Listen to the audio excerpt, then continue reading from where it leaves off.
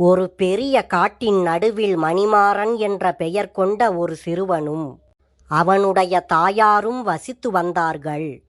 அந்த காட்டின் சுற்றுப்புறத்தில் வெகு தூரத்திற்கு ஒரு குடிசை கூட கிடையாது.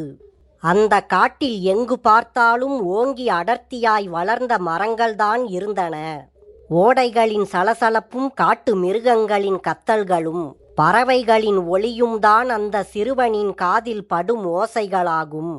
மணிமாறனுக்கு வேலை செய்யும் வயது வந்தவுடன் மணிமாறன் நாள்தோறும் மாலை நேரத்தில் காட்டில் ஆங்காங்கே பல வலைகளை விரித்து வைப்பான். மறுநாள் காலைக்குள் அந்த வலைகளில் ஏதாவது ஒரு வலையில் ஒரு கஸ்தூரி மான் கண்டிப்பாக மாட்டியிருக்கும். 2-3 நாட்களுக்கு ஒரு முறை தொலைவிலிருந்து ஒரு வியாபாரி அந்த காட்டுக்கு வருவான்.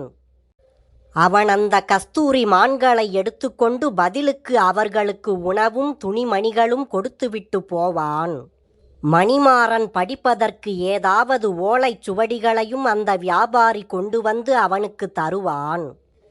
எப்போதாவது அந்த காட்டில் இருந்து தொலை தூரத்தில் இருக்கும் கிராமங்களில் இருந்து மணிமாறனின் வயதுடைய சிறுவர்கள் அந்த காட்டில் பழங்களும் வேர்களும் மயில் இறகுகளும் சேகரிக்க வருவார்கள். அந்த சிறுவர்கள் மணிமாறனிடம் மிகுந்த பிரியம் வைத்திருந்தார்கள். ஒரு நாள் அந்த சிறுவர்கள் மணிமாறனிடம், "உன்னோடு தினமும் ஆடி பாடி விளையாட எங்களுக்கு ஆசையாய் உள்ளது. ஆனால் நாங்கள் நினைத்தால் உடனே காட்டிற்குள் வந்துவிட முடியாது. எங்கள் கிராமங்களில் இருந்து இந்த காட்டிற்கு தூரமும் அதிகம், அபாயமும் அதிகம். அதனால் நீ எங்களோடு எங்கள் கிராமத்திற்கு வந்துவிடு. நீ இங்கே தனியாக ஏன் வாழ வேண்டும்?" என்று அவர்கள் மணிமாறனிடம் கேட்டார்கள். அதன் பிறகு அந்த சிறுவர்கள் அங்கிருந்து சென்றவுடன் மணிமாறன் தன் அன்னையிடம் ஓடினான். பின் மணிமாறன் தன் அன்னையிடம் கேட்டான், "அம்மா, நாம் ஏன் இந்த இருட்டு காட்டில் வசிக்க வேண்டும்? என்னுடைய நண்பர்கள் எல்லாம் ஊருக்குள் அருகருகே வசிக்கிறார்கள். நாமும் அங்கே போய்விட்டால் என்ன?" என்று கேட்டான். ஆனால் மணிமாறன் இவ்வாறு கூறியதை கேட்ட அவனுடைய தாய் மௌனமாயிருந்தாள். ஆனால் மணிமாறன் அவளிடம் மீண்டும் மீண்டும் வற்புறுத்தி கேட்டான். அதன் பிறகு மணிமாறனுடைய தாய் வாய் திறந்தாள். "மணிமாறா, நாம் என்றைக்கும் இந்த காட்டில்தான் வாழ்ந்தாக வேண்டும். நாம் மற்ற மக்களோடு போய் வாழ்வது முடியாது. அது நமக்கு ஆபத்தாக முடியும். இதற்கு மேல் நான் உனக்கு ஒன்றும் சொல்ல முடியாது" என்றாள் அவள். ஆனால் மணிமாறன் அவளிடம், "அம்மா, நீ எனக்கு சொல்லியே ஆக வேண்டும்" என்று கெஞ்சினான். அதற்கு மணிமாறனின் தாய் அவனிடம் கூறினாள், "வேண்டாமடா மகனே, இதற்கு மேலே கேட்டால் உனக்கு வருத்தமாக இருக்கும்" என்றாள். அதற்கு, "இல்லையம்மா, உன் கதை எவ்வளவு துக்கமாயிருந்தாலும் நான் அழமாட்டேன்" என்று மணிமாறன் அவளுக்கு உறுதியளித்தான். ஆனால் அவனுடைய தாய் திரும்பவும் மௌனமாகவே இருந்தாள். அவளுடைய கண்களில் நீர் வழிந்தது. உடனே அவளிடம், "அம்மா, அவ்வளவு வேதனையாக இருந்தால் ஒன்றும் நீ சொல்ல வேண்டாம் அம்மா" என்றான். இப்போது மணிமாறனின் தாய் அவனிடம், "பரவாயில்லையடா மகனே, உனக்கு தெரிந்து கொள்ளும் வயதாகிவிட்டது. ஒருவேளை நீயும் இதை தெரிந்து கொண்டால் இனிமேல் நீயும் மிகவும் ஜாக்கிரதையாய் இருப்பாய்" என்றாள். அதன் பிறகு அவள் மணிமாறனிடம் தன் கதையை சொல்லத் தொடங்கினாள். "மணிமாறா, உனக்கு 1 வயது ஆனதில் இருந்து நாம் இந்த காட்டில்தான் வசித்து வருகிறோம். அதற்கு முன்பு நாம் எங்கே வாழ்ந்தோம் என்பது உனக்கு நினைவிருக்காது. நாம் ஒரு பெரிய அரண்மனையில் வசித்தோம் என்றால் நீ ஆச்சரியப்படுவாய். உன்னுடைய தந்தைதான் இந்த நாட்டுக்கே ராஜா என்றால் உனக்கு இன்னும் ஆச்சரியமாக இருக்கும். ஆனால் அதுதான் உண்மை. நீ இந்த நாட்டு ராஜாவினுடைய ஒரே குழந்தை. நீ இந்த நாட்டுக்கே ராஜாவாய் விளங்க வேண்டியவன். ஆனால் விதி நமக்கு எதிராக போய்விட்டது. நீ பிறந்த அன்று இரவு அரண்மனையே மகிழ்ச்சி கொண்டாட்டத்தில் ஆழ்ந்திருந்தது. அன்று நானோ நல்ல தூக்கத்தில் ஆழ்ந்துவிட்டேன். அப்போது நள்ளிரவு இருக்கும். எனக்கு விழிப்பு வந்து நான் எழுந்தேன். அப்போது தாதிகளும் மருத்துவ பெண்களும் தூங்கிக் கொண்டிருந்தார்கள். நான் மெல்ல என் கண்களை திறந்தேன். அப்போது என் கண்களையே என்னால் நம்ப முடியவில்லை. ஒளிமயமான உருவம் ஒன்று அந்த அறையில் இருந்து வெளியே சென்று கொண்டிருந்தது. ஒவ்வொரு குழந்தையும் பிறந்தவுடன் விதி தேவன் அங்கே வருவான். அவன் அந்த குழந்தையின் வாழ்க்கையில் நடக்கப் போகின்றவை அனைத்தையும் அந்த குழந்தையின் நெற்றியில் எழுதிவிட்டு போவான் என்று நான் கேள்விப்பட்டுள்ளேன். ஆனால் அவன் யார் கண்ணிலும் படாமல்தான் வந்துவிட்டு போவானாம். ஆனால் அவன் அபூர்வமாக எப்போதாவது தென்படுவதும் உண்டாம். நான் அதை கண்டதும் இந்த ஒளிமயமான உருவம் விதி தேவன்தான் என்று எனக்கு புரிந்துவிட்டது. நான் உடனே எழுந்து அவன் காலில் விழுந்து, என் குழந்தைக்கு என்னப்பா எழுதியிருக்கிறாய், அதை சொல்லிவிடு என்று அவனிடம் கெஞ்சினேன். ஆனால் அவன் அதை சொல்ல மாட்டேன் என்றான். ஆனால் நான் விடவில்லை. நீ அதை சொல்லாவிட்டால் நான் உன் காலை விடமாட்டேன் என்று நான் அவனிடம் அடம் பிடித்தேன்.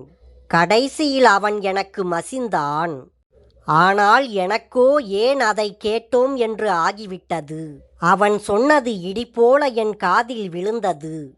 உன் வாழ்நாள் முழுவதும் நீ ஏழையாக வாழ்வதுதான் உன் விதி என்று அவன் சொன்னான். அவன் சொன்னது போலவே சிறிது காலத்தில் உன் தந்தையான அரசர் ஒரு விபத்தில் திடீரென்று இறந்துவிட்டார். இந்த நாட்டினுடைய மந்திரியின் மீது உன் தந்தையார் மிகுந்த நம்பிக்கை வைத்திருந்தார். அதனால் மிகுந்த வலிமையுடன் இருந்த இந்த நாட்டின் பிரதம மந்திரி நம் இருவரையும் கொன்றுவிட பார்த்தான். ஆனால் நல்ல வேளையாக அவனுடைய சதி எனக்கு முன்பே தெரிய வந்தது. எனக்கு கோடி ராஜ்யத்தை விட என் குழந்தையின் உயிர்தான் முக்கியம். அதனால் ஒரு நாள் இரவு நான் உன்னை தூக்கிக் கொண்டு இந்த காட்டிற்குள் தப்பி ஓடி வந்துவிட்டேன்.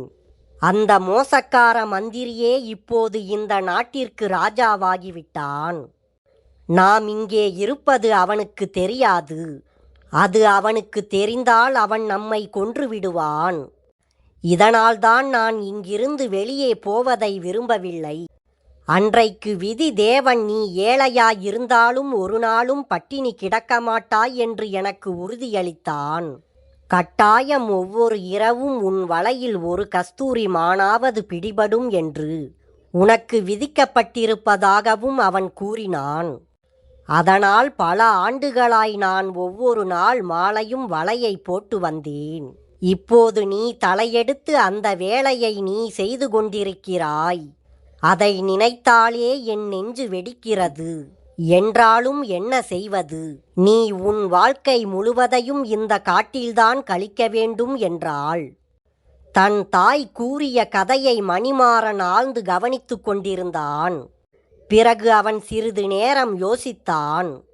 அதன் பிறகு மணிமாறன் தன் தாயிடம், அம்மா, ஒரு சமயம் நீ பட்டத்து ராணியாக இருந்தாய். இப்போது நீ இந்த காட்டில் வனவாசம் செய்ய வேண்டிய நிலையில் இருப்பதை பார்த்தால் எனக்கு வேதனையாய் உள்ளது. ஆனால் நான் ஆரம்பத்தில் இருந்தே காட்டில் வாழ்பவன்தான். நான் வேறு வாழ்க்கையை அறிந்திராததால் எனக்கு இந்த காட்டு வாழ்க்கை கலக்கம் அளிக்கவில்லை. ஆனால் இப்போது எனக்கு என்னுடைய வரலாறு தெரிந்துவிட்டது. எனக்காக இல்லாவிட்டாலும் உனக்காகவாவது நான் ஏதாவது செய்தாக வேண்டும். என் தந்தையின் ராஜ்யத்தை அபகரித்து கொண்ட அந்த கொடியவனிடம் இருந்து அதை மீட்க நான் ஏதாவது செய்தாக வேண்டும் என்றான். இதை கேட்ட அவனுடைய தாய், மகனே, பதறாதே. உன் தலையெழுத்து இப்படி இருக்கிறதே, நீ என்ன செய்ய முடியும் என்றாள். ஆனால் மணிமாறன், நான் அந்த தலையெழுத்தையே மாற்றுவேன் என்றான். இதை கேட்ட மணிமாறனுடைய தாய் அவனின் திடமான குரலை பார்த்து, இனிமேல் நாம் பேசாமல் இருப்பதே மேல் என அவள் மௌனமாக இருந்துவிட்டாள். அதன் பின் மணிமாறன் வெகுநேரம் மௌனமாய் சிந்தனை செய்தான். பிறகு திடீரென்று அவனுடைய முகம் பிரகாசம் அடைந்தது. அதன் பின் மணிமாறன் மீண்டும் தன் தாயிடம், அம்மா, தினம் ஒரு கஸ்தூரிமான் எனக்கு கிடைக்கும் என்று தானே விதி தேவன் கூறினான் என்று கேட்டான். அவளும் ஆமாம் என்றாள். அப்படியானால் சரி, அதிலிருந்தே விதியோடு என் போரை ஆரம்பிக்கிறேன் என்ற மணிமாறன் அன்று மாலையே காட்டில் வழக்கம் போல வெவ்வேறு இடங்களில் 10 வலைகளை விரிப்பதற்கு பதிலாக 5 வலைகளை மட்டும் அவன் விரித்தான். அந்த 5 வலையிலும் அவனுக்கு ஒரு மான் கிடைத்தது. மறுநாள் அவன் ஒரே ஒரு வலையை மட்டும் விரித்து வைத்தான். அந்த ஒரு வலையிலும் அவனுக்கு ஒரு மான் கிடைத்தது. அதன் பின் மணிமாறன் அடுத்த நாள் வழக்கமாக தான் வலையை விரிக்கும் இடங்களுக்கு பதிலாக தன் குடிசை கூரையின் மேல் ஒரு வலையை பரப்பி வைத்தான். ஆனால் என்ன ஆச்சரியம்!